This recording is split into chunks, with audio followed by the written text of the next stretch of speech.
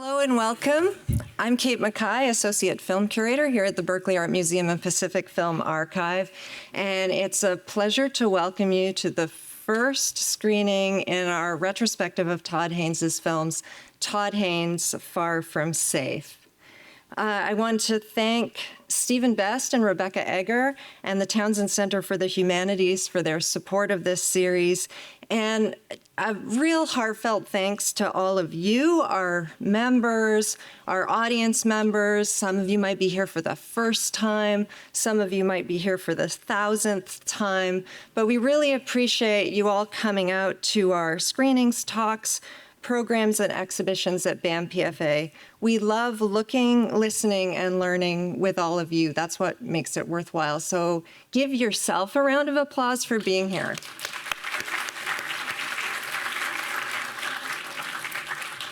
One of the great pleasures of seeing films at an archive or a cinematheque like this is to be able to sometimes think about movies with their makers. And one of the benefits of being part of UC Berkeley is the wealth of wonderful erudite conversants right here. We are delighted that this afternoon, Doane will join us for the post-screening conversation and Q&A. And I'll just say I'll give a little introduction to Doane now, so we can just move right into the conversation and Q&A after the film ends. Doane is the class of 1937, Professor Emerita of Film and Media here at UC Berkeley. Her recent research has focused on the organization of time and space in cinema in relation to other discursive regimes such as philosophy, physics, geography, art history, physiognomy. Now I can't read. And psychoanalysis. Her 2021 book, Bigger Than Life, The Close-Up and Scale in the Cinema, addresses the way in which cinematic scale is implicated in a more general reconfiguration of a subject's relation to space, distance, location, and scale in modernity and beyond.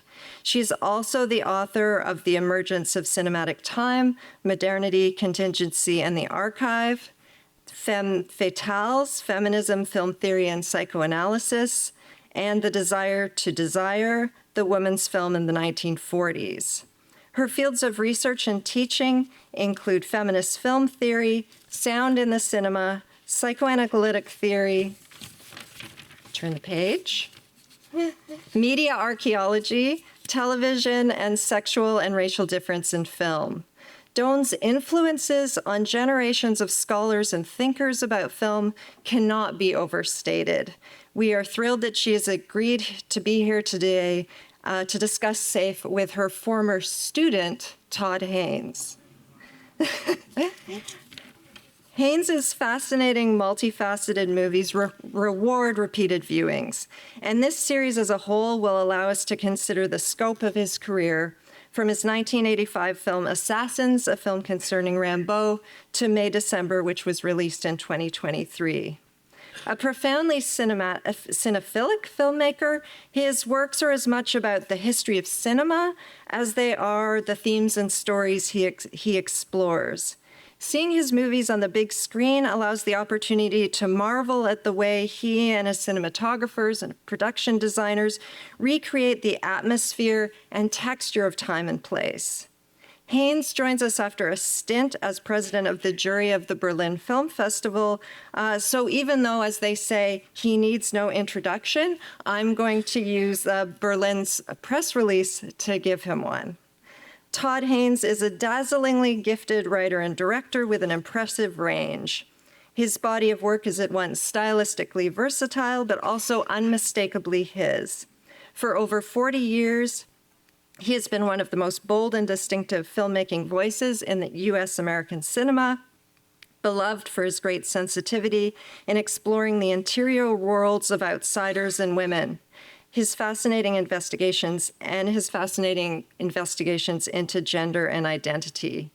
His skill at creating complex characters has attracted many of the world's finest actors, stars such as Julianne Moore, Cate Blanchett, Rooney Mara, Kate Winslet, Anne Hathaway, Natalie Portman, Mark Ruffalo, Christian Bale, and Ewan McGregor have all played remarkably multi-layered characters in his films.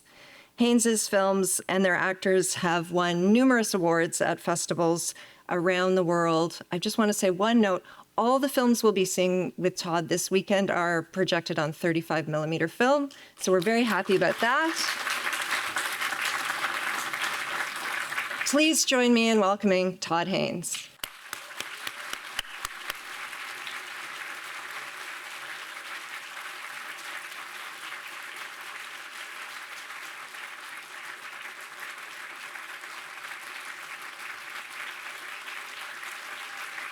Hey,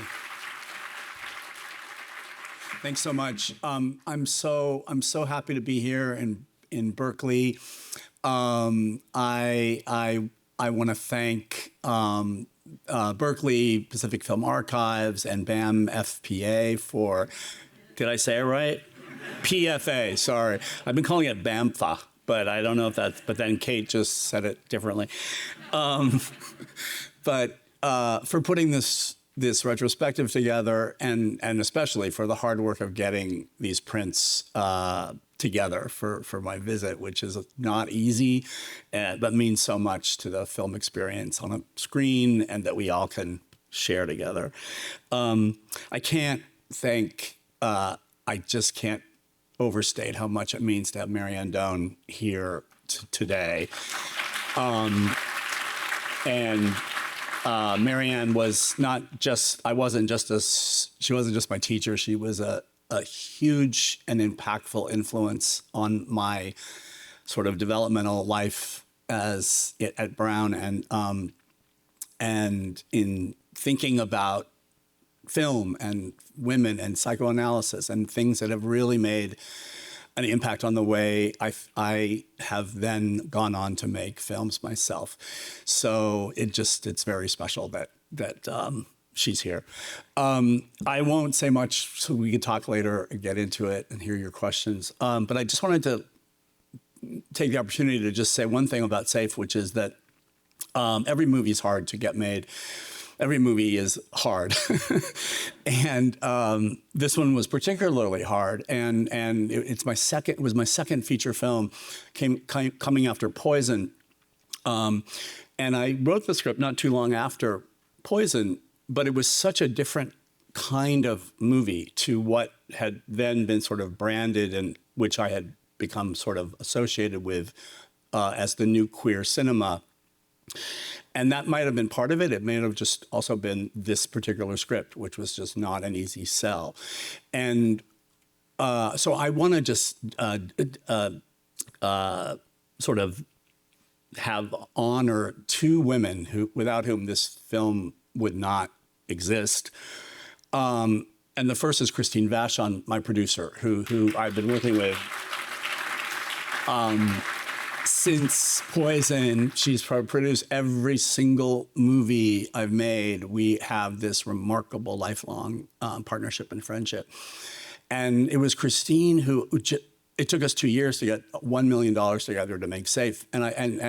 So many times I was just like, Christine, should we just forget about it and let it go? And she would say, do you want to do this? And I would go back and read it again and go, yeah, I really do. And she's like, all right, back on the streets, back slaying dragons. And she did. And we wouldn't have gotten the financing for SAFE without that person who was just not going to give up and made it happen. And part of the process of getting SAFE made was also me deciding that it might be helpful to have an actor in the lead role who was not an unknown. I was thinking about an unknown actor to play the role originally. And Julianne Moore had really just sort of made her entree into feature filmmaking around that time. But she'd read the script and she really connected with it. And we met and she auditioned for me. And we can get into this in more detail later because I've continued to work with her throughout my life. But what she did and the performance that she gives and the fact that she joined the process absolutely made her absolutely essential to this film getting made from the start. And I think it is essential to continuing an early career in filmmaking that I've been able to continue the way I have. So this is for Christine and Julianne, and I look forward to talking to you guys later. Thank you so much. Please join me in welcoming Todd Haynes and Marianne Doane. What I had neglected to do on my opening speech was thank Kate Mackay for putting this whole together and staying on top of every step. Thanks, Kate, so much. Hi, Marianne. It's really so great to have you here at Berkeley, finally. It's great to be here. And, I just love your films. Everybody does. But welcome to Berkeley. Thank you. And I wanted to start with a story that you have probably heard, but they haven't. And it has to do with your period as an undergraduate at Brown.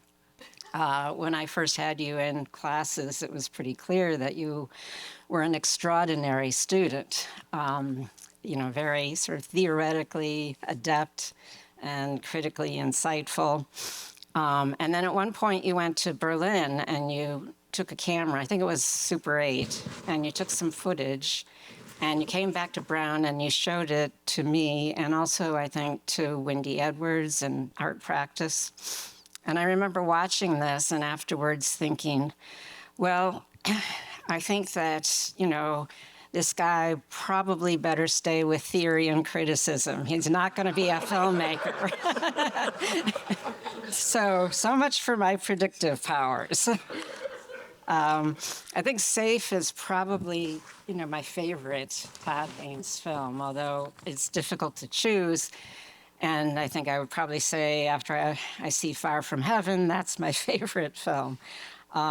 But I was surprised when I returned to it to rediscover that it's only your second feature film after Poison, because it's so incredibly meticulously shot and crafted. The soundtrack is incredible. And its themes of suburban pathology, self-management and self-care, and environmentally induced illness they certainly still resonate today. Now, one of the things that is striking about the film is the way it's shot.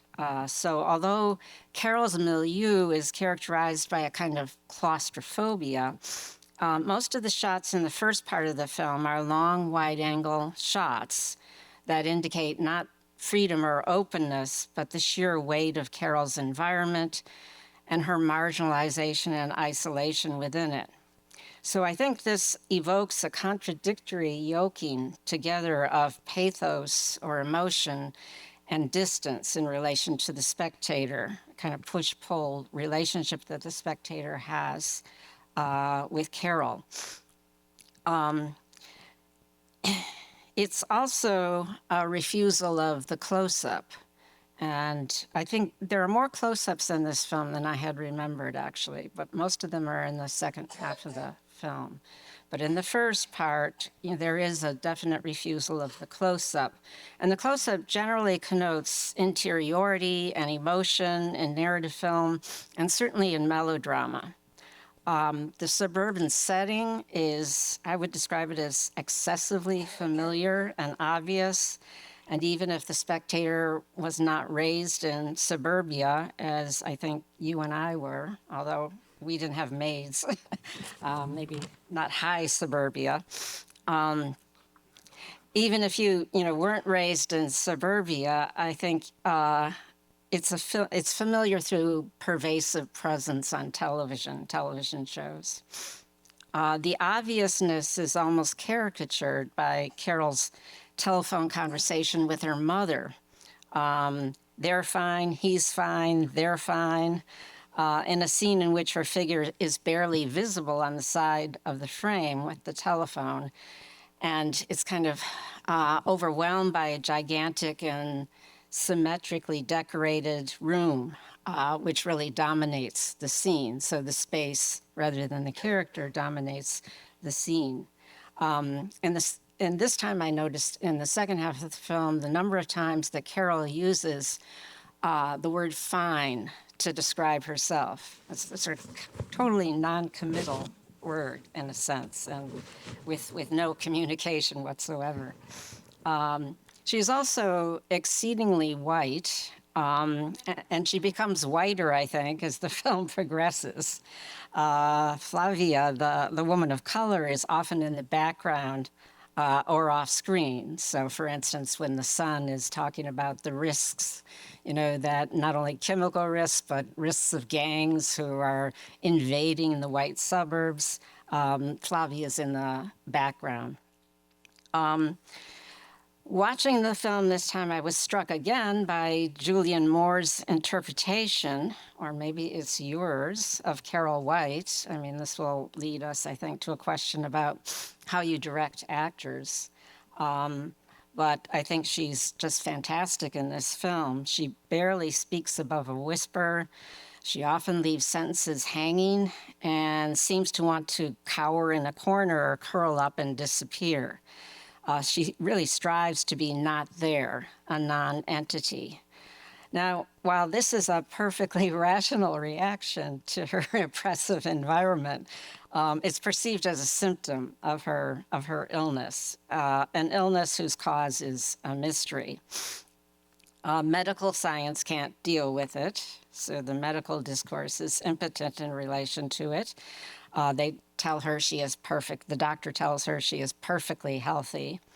And the New Age philosophy of Renwood claims that it's a consequence of not loving herself. I think the group scene where everything comes down to my illness was caused by myself is kind of exemplary of that philosophy.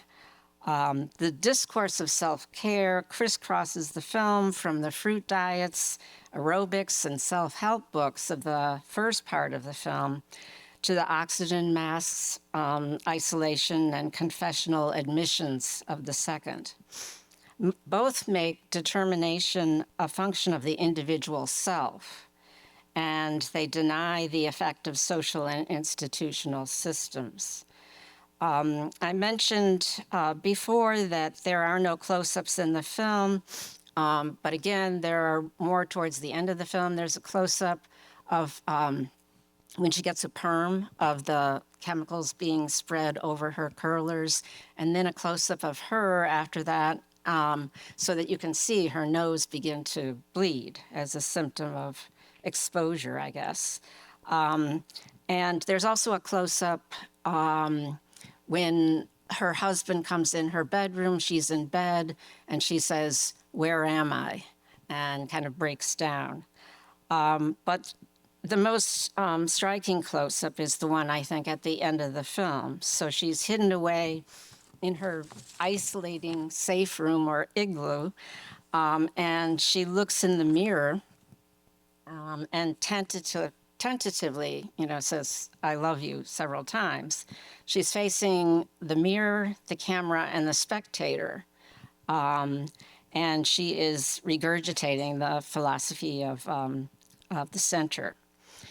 But this isn't even at the end of the film. It's not the interiority of the classical narrative close-up.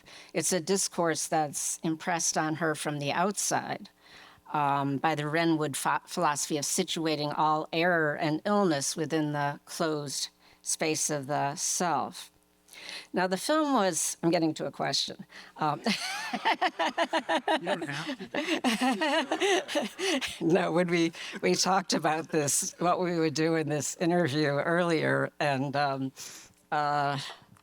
Kay was basically laying out the outline, and Todd said, "Well, that's all and good, but when will Marianne have time to read her paper?" I think I know him, but I think he knows me better, maybe. But in any event, getting to the question part of this, The film was released in 1995, but it's set in 1987 at the height of the AIDS crisis. Now, AIDS is present in the film, but it's marginalized. You couldn't really say it's a film about AIDS. It appears as a structuring absence in Carol's conversation with her friend about the death of her brother. Carol asks, it wasn't, and leaves it hanging. And she's cut off by her friend who says, well, everyone thinks it is because he was single. And everyone, i.e. the audience, knows the missing word, which is AIDS. So AIDS is lacking and is, signaled only by an absence in the dialogue. The word is there, but it's unsaid. Now, Peter Dunne is later described as a chemically sensitive person with AIDS, but any sympathy with him is undermined by his hypocrisy and his mansion on the hill. Now, some critics see Carol's seemingly environmental illness as a metaphor for AIDS, and this seems, in a sense, substantiated by the bruise that appears suddenly on her face towards the end of the film. So let me begin the conversation by asking you, Todd, about the place of AIDS in the film. What is toxic for Carol seems at first to be the fumes and chemicals of the environment, the cars and heavy traffic that are always accompanied by this wonderful, ominous music. Some people have called it a horror film. And the chemicals at the dry cleaners, et cetera. But it gradually emerges as the world itself, basically, is toxic for her. So that the only solution seems to be the isolation of Wrenwood. Now, AIDS is toxic, but this toxicity has been strongly associated politically with identity. The question is, how do you see AIDS functioning in the context of SAFE, and especially, I guess, in relation to the other type of illness that seems to be dominant, which is that of environmental chemical sensitivity? Wes Craven called Safe the scariest movie of that year, by the way. I consider Superstar, Poison, and Safe to be, in some ways, a sort of unplanned trilogy in that they're all about illness.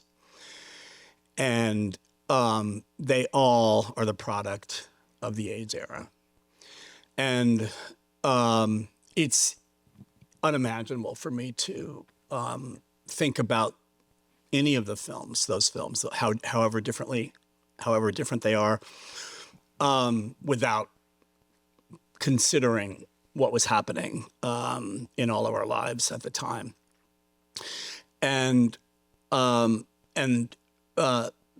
Safe, although Poison was this more sort of a protest call out to the queer community, with the sort of inspiration of Jean Genet as a kind of guidepost to push back against the sense of blame that was being cast on gay people, and remind gay people that their marginality was actually a source of incredible power, and a position from which we are, like many minority cultures are, equipped with more knowledge about dominance than people who possess it or take it for granted. And yet we know the best ways to challenge the status quo and so forth. And we were certainly called upon to do that during AIDS. And we succeeded. And that's the thing that I'm thinking about every day today as we face what we're facing now, is that through civil disobedience and protest and very applied direct action, the very specific conundrum of AIDS that was being summarily ignored by the government at the time was taken up by the queer community in cities across the country and the world. And those specific issues were targeted with such ferocity and clarity that they were one by one addressed and changed. And by the end of the 90s, the protease inhibitors came onto the market as the first signs of antiviral medication that can completely reverse the fatality of AIDS. And that produced a whole cluster of movies alongside Poison from people who were involved in activism, but were also artists and filmmakers. And it was by B. Ruby Rich, the journalist, called The New Queer Cinema. And I was incredibly proud to be part of this company of filmmakers, because it wasn't just films that were direct dealing. In fact, most of the films within the New Queer Cinema, as opposed to documentaries that were being made at the same time, weren't directly about AIDS. They were taking on much larger and symbolic questions and issues around stigma, around hatred, around contempt, around being an outsider, about being somebody who threatens dominant culture.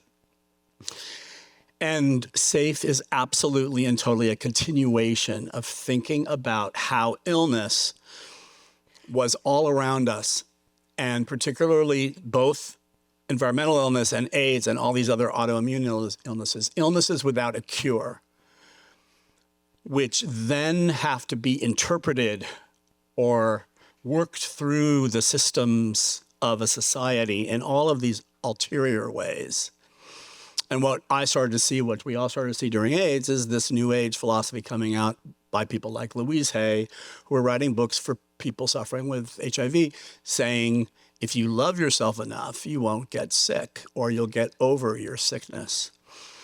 And for people who had no other place to turn, this became something that made a person feel, however erroneously or temporarily, empowered, as if they could retake the possession of their fate. But of course, it was not that at all. And it would ultimately doom people to failure, because all of a sudden they were responsible for all of it.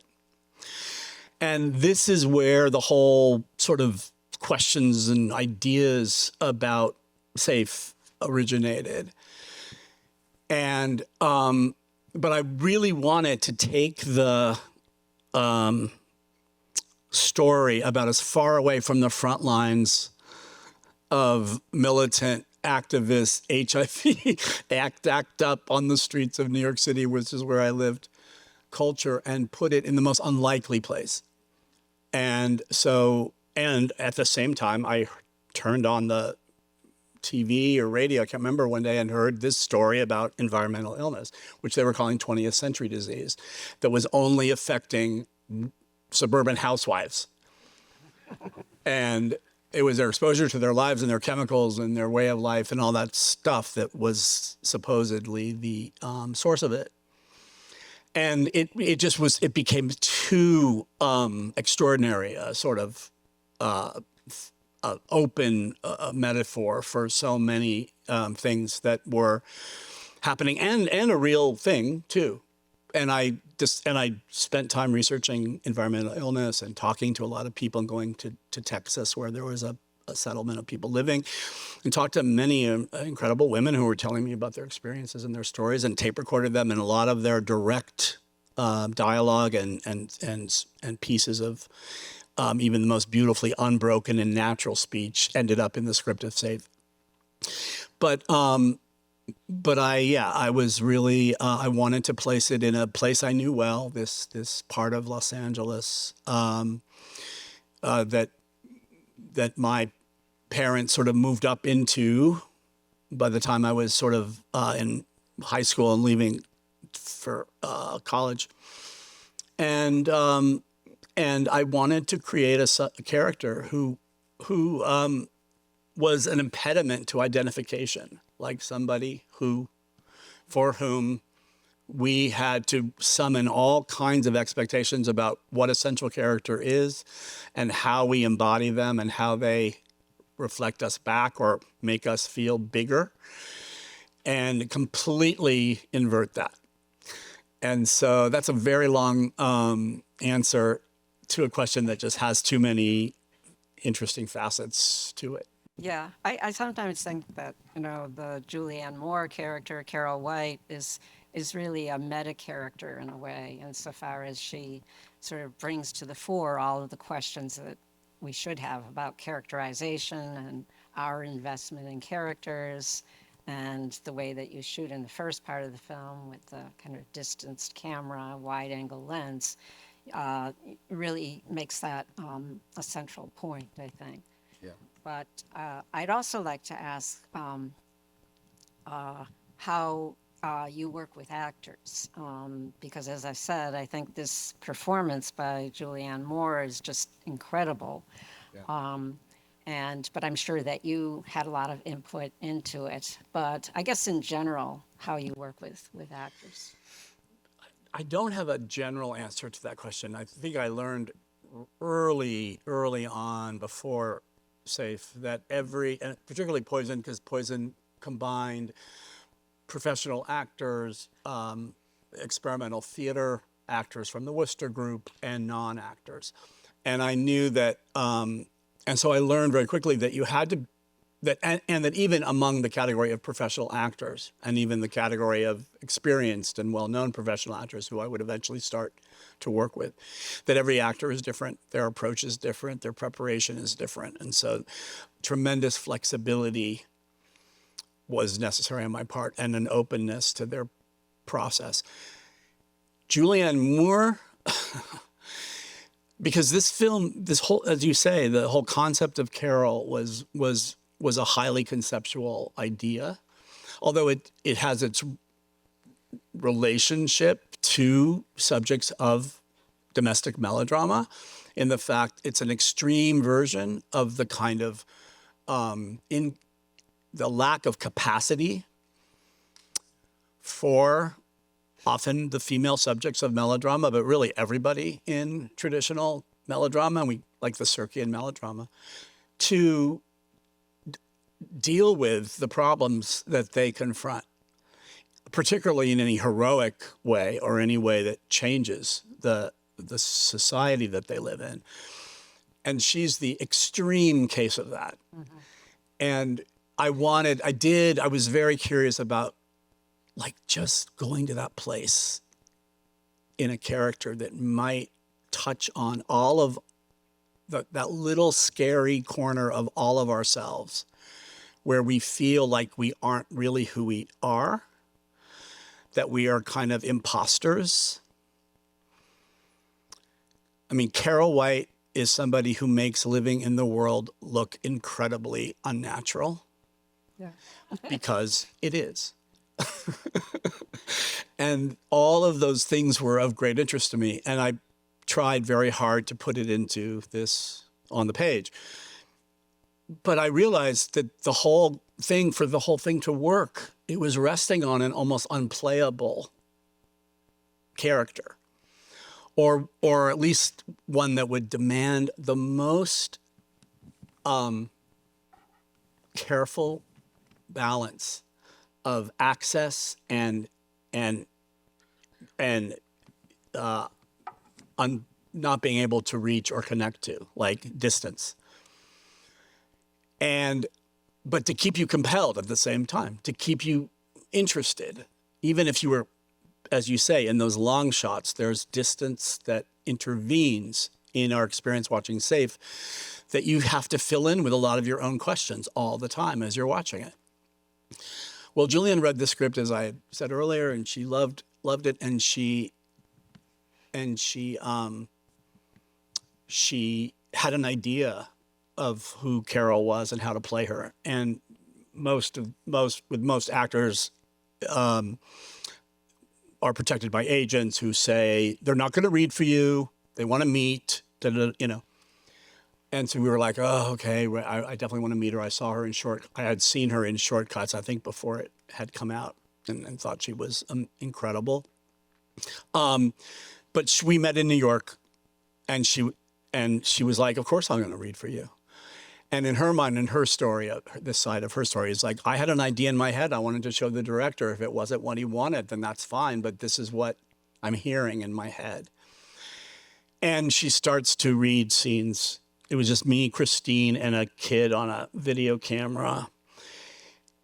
And there's probably never been anything. I've never had any experience quite like this again. This sort of specific and this crucial, where a real embodiment of the character was this performance was evident in that rehearsal. The register of the voice had gone way up here. The thinness of the voice, the upspeak, the kind of everything kind of being a question and a tentative. And then there's that translucency in her skin, that whiteness that you feel you can sort of see through, but also that she has this uncanny ability to modulate where it can be opaque and you can't entirely read what's going on in her face.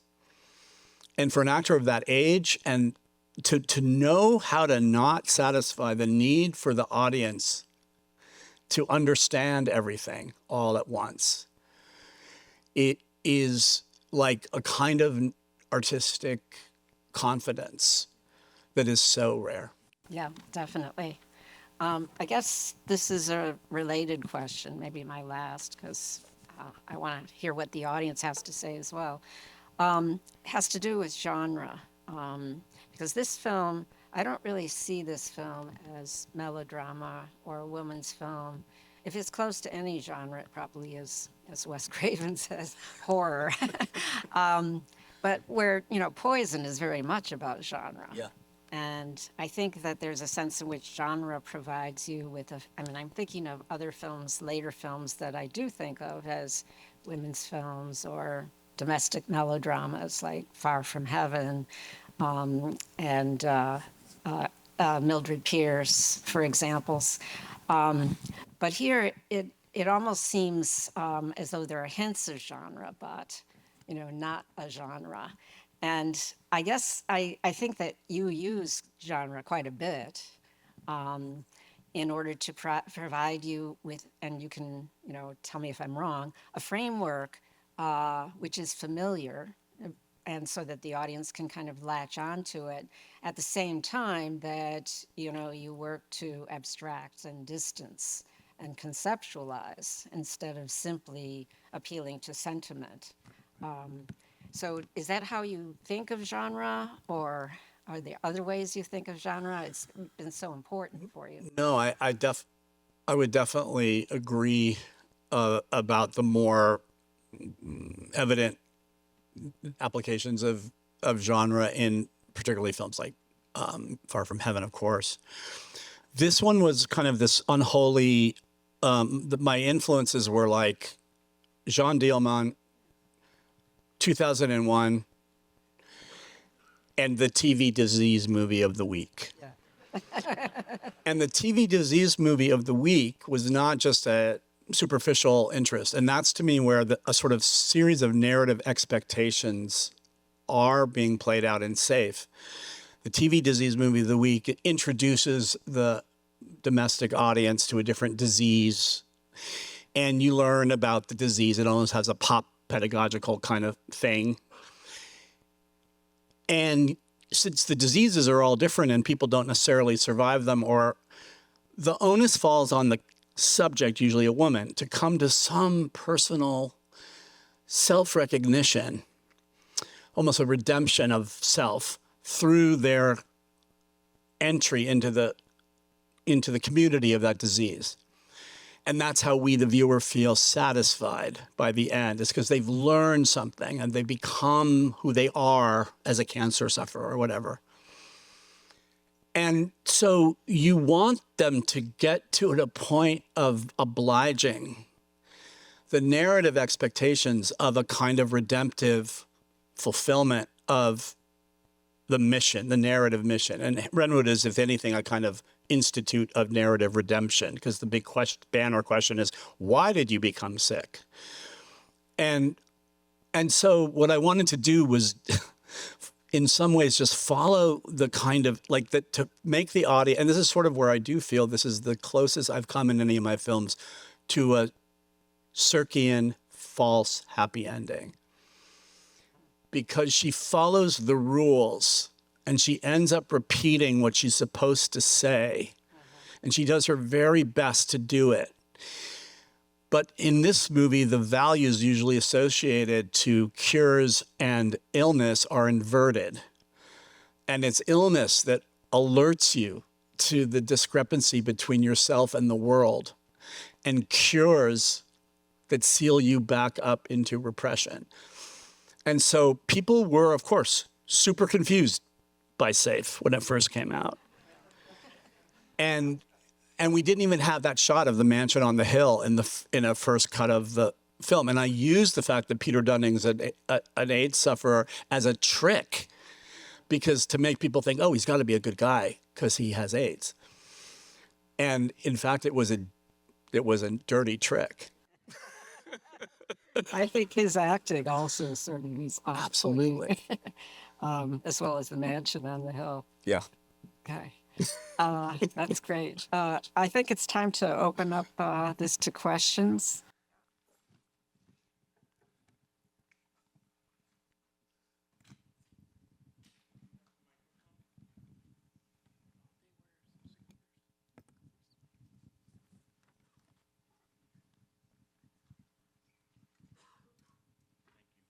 Hi, Todd. Michael Petrellis from Act Up. We were in Act Up together. Oh, my God. Yeah, Michael Petrellis. Your face better, but... Well, you'll get a look out in the hallway. First of all, my friend, I have a silence equals death button for you. It's from back in the day. God, that's there you go. Incredible. And I'm so... I think I've lost my real ones. Thank you so much. Yes. Well, I hope you'll wear it. I'm very glad that you've mentioned the activism that was so crucial to saving my life and the lives of many others. And unfortunately, we're seeing the war on science as the war on AIDS drugs in Africa. Yeah. So here's my question. I thought when Sarah Schulman's book came out, Let the Record Show, that you were the perfect director to adapt that book into a multi-episode retelling of what was going on in Act Up in those days. And I read at one point that Christine Vachon, who was also in Act Up, was interested in optioning Sarah's book. So my question is there any chance that you and Christine can turn Let the Record Show into the feature, either a feature film or a multi-episode series that we need? Well, thank you for tell me your first name again. Michael. Michael, yeah. And what's your last name? Because I wrote... Petrellis. Of course. Petrellis. Oh, my God. It's crazy. Hi. Well, I know Todd Haynes. That's the... Yeah, well, no. But, Michael, thank you for the question. I don't, no, I don't have any plans to do that. I recognize the value of something like that. There's no question. It's not exactly the kinds of films I make, but it doesn't mean that there might not be some change in the future, but I don't have anything planned like that now, but I appreciate that question. Thank you so much. Thank you for this. Right there.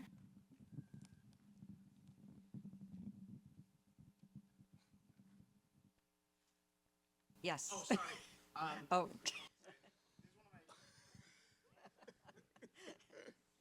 Hi, thank you very much. This is one of my favorite movies of all time. I've seen it multiple times. I'm not sure if you'll want to answer this, but I've always interpreted it as being fully psychosomatic, fully a disease that comes out of her own mind and her own emotions. But the answer that you gave at the very beginning makes it seem like you came at it from a different perspective, thinking that there is more truth and reality to her disease. Can you tell us a little more about whether you think she's actually physically ill or if it is purely mental? I'm not sure that it entirely matters. I think really that there's a cancer patient who said this quote, "We humans would rather accept culpability over chaos." And then oh God, I'm spacing out on his name. A journalist. Anyway, I'll remember it like in a second when I leave the room or something. But he wrote that SAFE was sort of about free market mentality, where really it's the attention is turned away from the system as a problem and put onto the individual.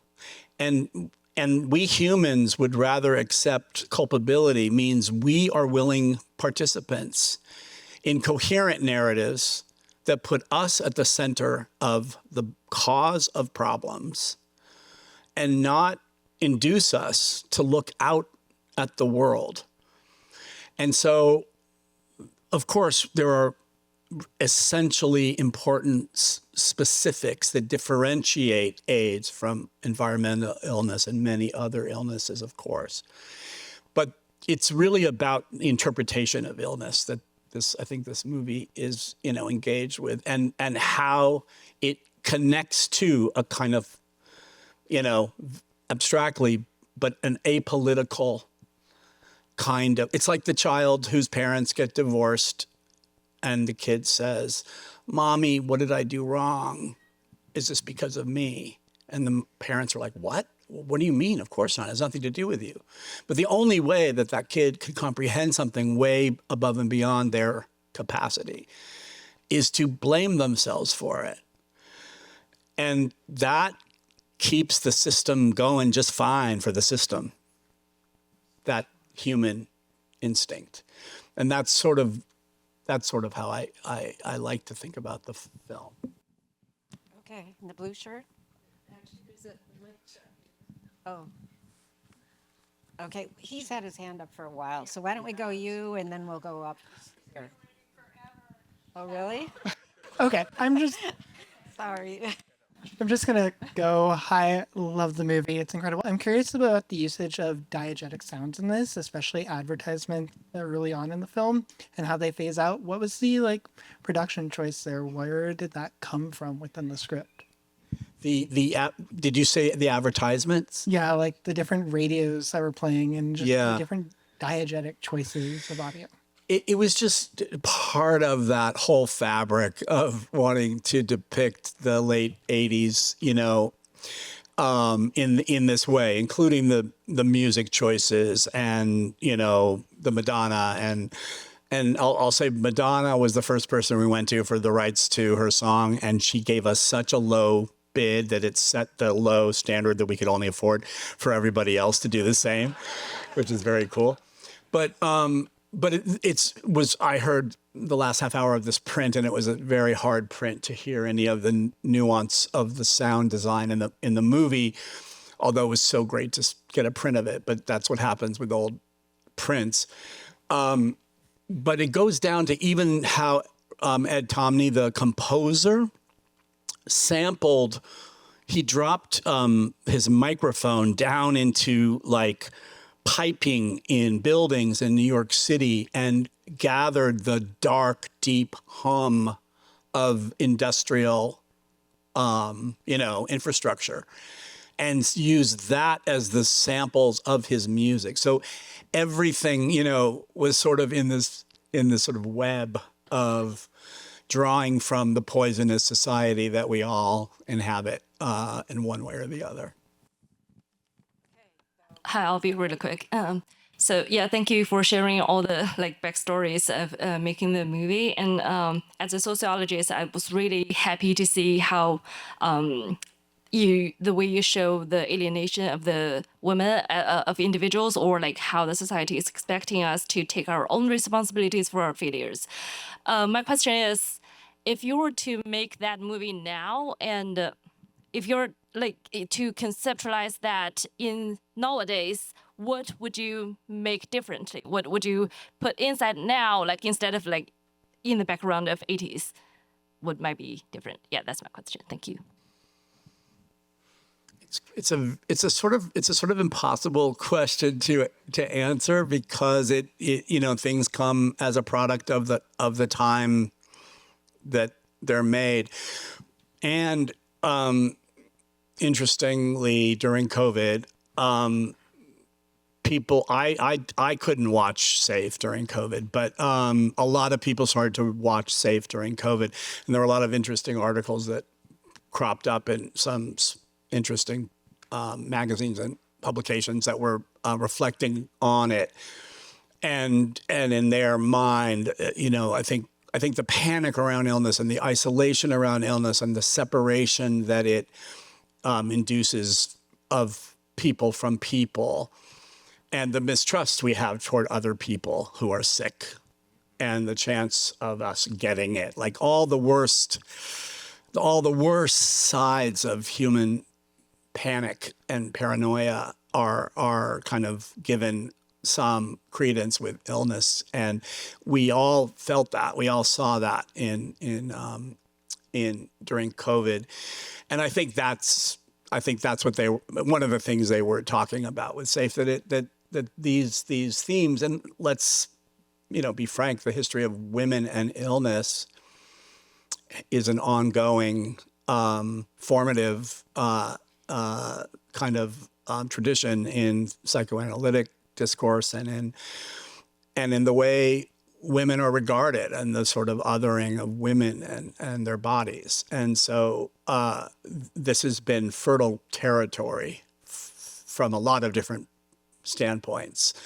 And a lot of that I got exposed to through this person and in college. And it connected to things that I think when critical theory works for you, it works for you because there's something in your life that it's speaking to. It's not an abstract practice. It touches something very learned in yourself and your own experiences.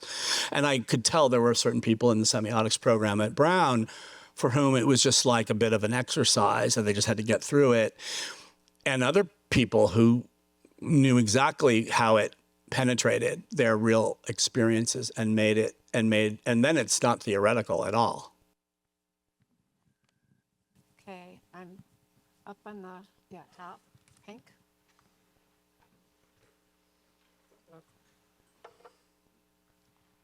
Are there any questions up there before I go down here? Okay.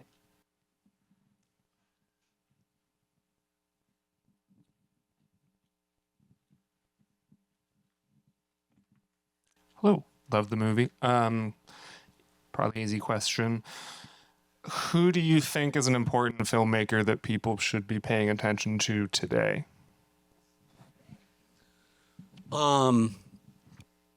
There's plenty. I was just telling Marianne about a filmmaker whose work I just discovered at the Berlin Film Festival named Lucille Hachihalilovich.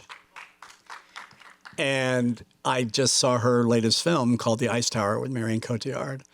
And I was completely floored by it. And I'm sure it'll get some kind of distribution in the United States. And she's the partner of Gaspar Noé, who I've known from the beginning of.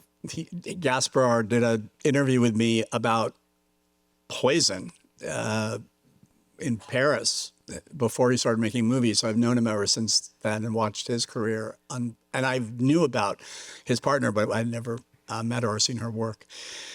So that's just off the top of my head. But being at the Berlin Film Festival and watching 19 films in competition from around the world, there's nothing better.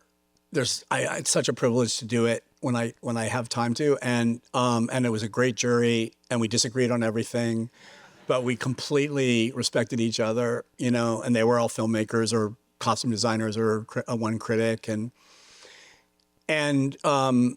there was among the competition films this year, there were so many films directed by women, and there were so many that it just became, you didn't even think anymore about the sex of the director, because more often than not it would be a female director.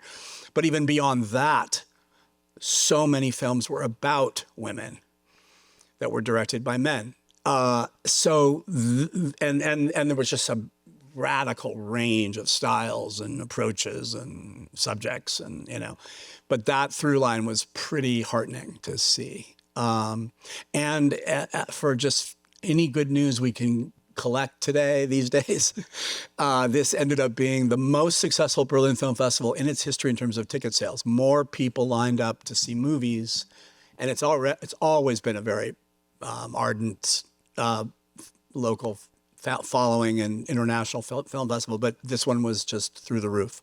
So it's good for film, and it's good for female directors and female subjects. So it was great to see that. Here. Oh, thank you. If you had a half an hour to an hour to add on to this film, oh, there you are.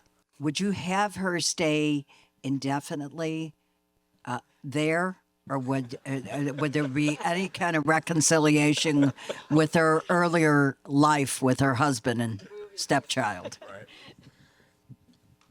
Oh God. Yeah, everyone's going to be lining up for that, man. It's can't wait. Hot ticket. No, I mean, this was, as I said, this was such a hard movie to get $1 million for, even at a time of fairly, accelerated time for independent filmmaking and a very clear art house audience that was making new queer cinema a viable market and independent films scene and could be successful. But even still, just to pitch a story about a woman who starts getting sick and no one knows why, and then she gets more sick, and then she tries to get better, but she keeps getting more sick, and then wasn't a great, very sexy pitch. But man, thank God! Like I'm so proud of the movie, and I'm really so proud that I met Julianne. And this is how we started together, because that's been such an ongoing, incredibly enriching relationship. And fun little tidbit. Brandon Cruz, who's the kid from The Courtship of Eddie's Father, who had his own, like a lot of child stars, then had drug problems and addiction problems afterwards that he got over. He's the guy in the circle who takes the hand of the heavyset woman. So I loved having him. And that's Jessica Harper there, who's just so essential to cinema. And she was very happy to take a small part in Safe. So that was all very, meaningful to me. Do we have time for one more, or? Okay. We'll try to make it. Yeah, right here. Here. Thank you, Todd.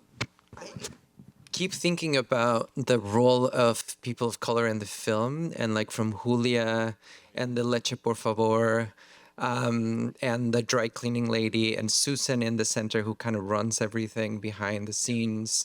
And the realities of environmental racism in this country, and inequality and injustice, and how it affects disproportionately people of color. But it seems like most people in the film that are sick are white in the center, and the psychosomatic kind of the question of the psychosomatic, but the realities of the kind of environmental racism and injustice in this country, and how all the people of color in the film seem to be at the service of Carol White or like other white people. So how is that in kind of place? Or if you, what are those choices that you made in those characters? They were intentional, because this wasn't telling a story that, this was telling a story about a certain system of power and a certain allegiance to it, and the poisons and the contamination therein. And so, yes, it really was not the topic of this film, although I really appreciate the question. And another very small, very cool little detail that no one will ever know is that the actress who played Fulvia is an incredibly versatile Latino actor. And she said, "Todd, can I dress up as one of the ladies at the shower and also be in the shower scene?" And I was like, fuck yeah. And she's in it. So she invaded the white world, impersonating the white world. And it was an internal subtextual little wink that we got to share. But no, this is a sad story about sad people and a fucked up culture, and it doesn't tell the whole story. But I think the inherent racism, especially in that little story the boy tells at the table, which is just like, "Good job, Roar," you know, and even how that story, she's like, "That's so violent. Why is it so gory, Rory?" And she's just sidelined in this sort of male bonding over like what a good job he did on telling the story about the Latino gangs in LA and how savage they are. Like, you know, it's not meant to ignore the fact of what they're ignoring, at least in that way. So. Okay, unfortunately, this is over, but I think we should all thank Todd. Thank you.